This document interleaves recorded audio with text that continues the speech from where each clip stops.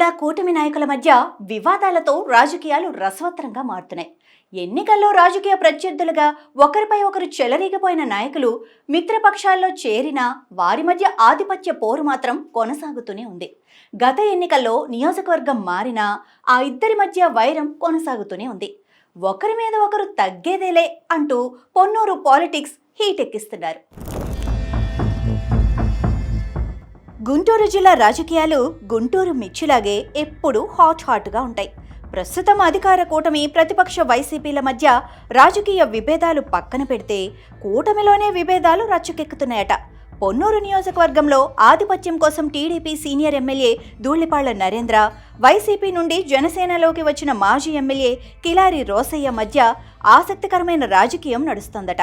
తాజాగా ధూళిపాళ్ల నరేంద్రపై సీరియస్ అయిన కిలారి రోసయ్య తన రాజకీయ భవిష్యత్తును ఇబ్బంది పెట్టే విధంగా కొందరు తనపై తప్పుడు ప్రచారం చేస్తున్నారని ఆగ్రహం వ్యక్తం చేశారు. తాను ఎమ్మెల్యేగా ఉన్నప్పుడు జరిగిన రేషన్ డీలర్ హత్య కేసుతో తనకు ఎటువంటి సంబంధం లేకపోయినా తనపై బురద జల్లేందుకు సిఐడి నోటీసులంటూ ఓ వర్గం తనపై తప్పుడు ప్రచారం చేస్తుందని మండిపడుతున్నారు. పొన్నూరు నియోజకవర్గంలో తాను ఎమ్మెల్యేగా ఉన్న సమయంలో కోట్లాది రూపాయల అభివృద్ధి పనులు చేశానని, అందుకే నియోజకవర్గం ప్రజలు ఇంకా తనను ఆదరిస్తున్నారని రోసయ్య అంటున్నారు. తాను పొన్నూరులో జనసేన పార్టీని బలోపేతం చేయడానికి ప్రయత్నిస్తుంటే పార్టీని ఎదగనీయకుండా చేయడానికి తనపై తప్పుడు ప్రచారాలు చేస్తున్నారని ఆరోపణలు గుప్పిస్తున్నారని, తప్పకుండా ఈ అంశాలను పవన్ కళ్యాణ్, చంద్రబాబు, లోకేష్ దృష్టికి తీసుకెళ్తానని ధూళిపాళ్ల వర్గాన్ని పరోక్షంగా టార్గెట్ చేస్తున్నారు. జనసేన నేతగా కిలారి రోసయ్య చేసిన కామెంట్స్ ఇప్పుడు పొన్నూరుతో పాటు జిల్లా వ్యాప్తంగా చర్చనీయాంశంగా మారాయి. ఇండైరెక్ట్గా ధూళిపాళ్ల వర్గంపై కిలారి రోసయ్య అగ్గి మీద గుగ్గిలమయ్యారన్న టాక్ నియోజకవర్గంలో నడుస్తోందట. అయితే కిలారి రోసయ్య వ్యాఖ్యలకు ధూళిపాళ్ల వర్గం కూడా గట్టిగానే కౌంటర్ ఇస్తోంది. కావాలనే తమ నేతని ప్రజల్లో తప్పుగా చిత్రీకరించే ప్రయత్నం చేస్తున్నారని ఆగ్రహం వ్యక్తం చేస్తున్నారు.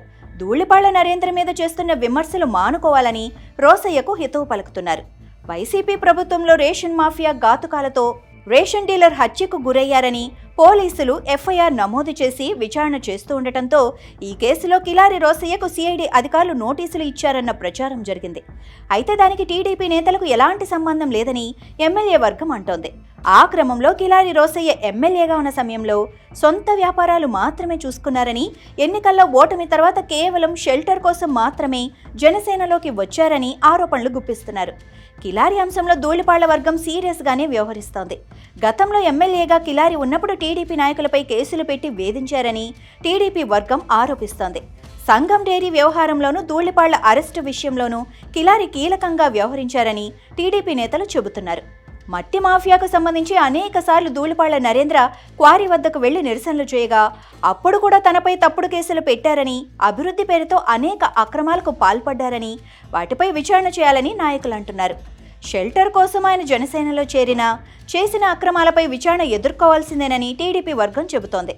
ప్రస్తుతం జరుగుతున్న తాజా పరిణామాలతో పొన్నూరు రాజకీయాలు గరంగరంగా మారుతున్నాయి.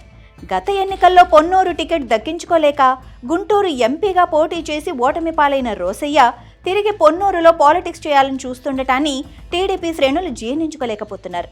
మొత్తం మీద వైసీపీని ఎండగట్టాల్సిన కూటమికి సొంత పంచాయతీలతోనే తెల్లారిపోతోంది.